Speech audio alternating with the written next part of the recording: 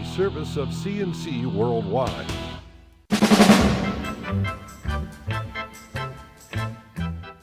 CNC Podcasts are a service of CNC Worldwide and brought to you by the Greece Chamber of Commerce, providing more than 800 member companies with business solutions since 1984.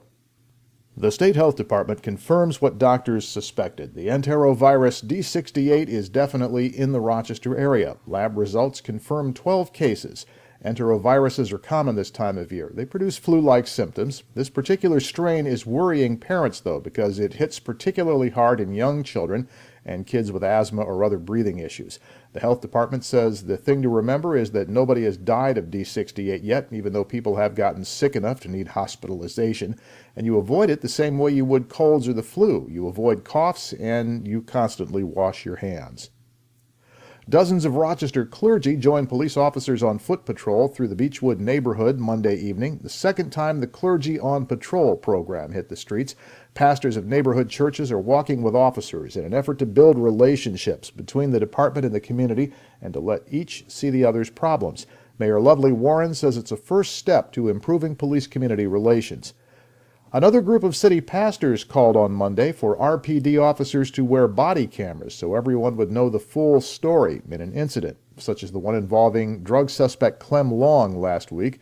This video showing two officers subduing Long during a drug arrest raised excessive force questions when it was posted on social media. The Reverend Lewis Stewart again called for a civilian police review board in Rochester. Rochester police have made a second arrest in that drug activity incident on Genesee Street last week that turned into the viral video. Police charged 25-year-old Michael Long of Rochester with second-degree assault, resisting arrest, and obstructing governmental administration. They believe Long is the man who repeatedly hit a police sergeant over the head with a broom handle when he was trying to arrest Clem Long after witnessing a drug incident on Genesee Street. We don't know the relationship between Michael Long and Clem Long. Police say the viral video doesn't show the entire incident, including the sergeant being hit with the broom handle. The Rochester Fire Chief's office says a 23-year-old city man has been charged with second-degree arson, attempted second-degree arson, burglary, and several other charges for a string of criminal acts last week. Kenny Barksdale allegedly set two fires in an apartment building at 111 Whitney Street on September 14th, damaging the building. Barksdale was forbidden to be in that building because a resident had an order of protection against him. He is currently in the Monroe County Jail. Federal prosecutors say a Rochester man will be sentenced December 19th after pleading guilty to robbing the same bank on Franklin Street 3 times.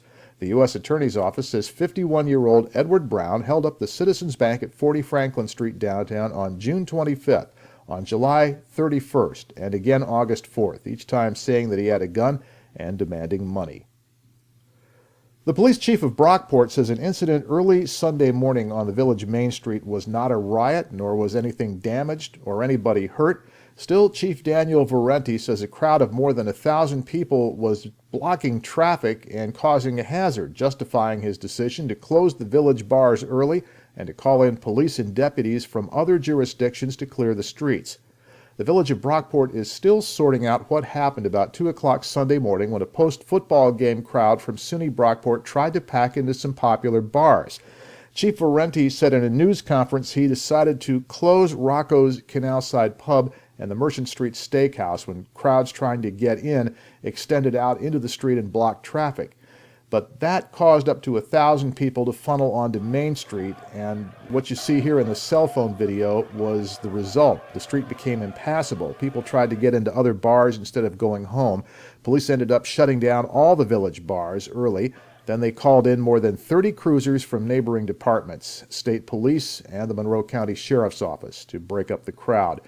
Brockport police say 28 people were arrested during the SUNY Brockport homecoming weekend, half a dozen of them during that crowd incident, but the college says only 3 of those arrested were students. Chief Valenti says part of the problem was bars continuing to serve intoxicated customers, and he says if that keeps up, he'll recommend taking the village dry.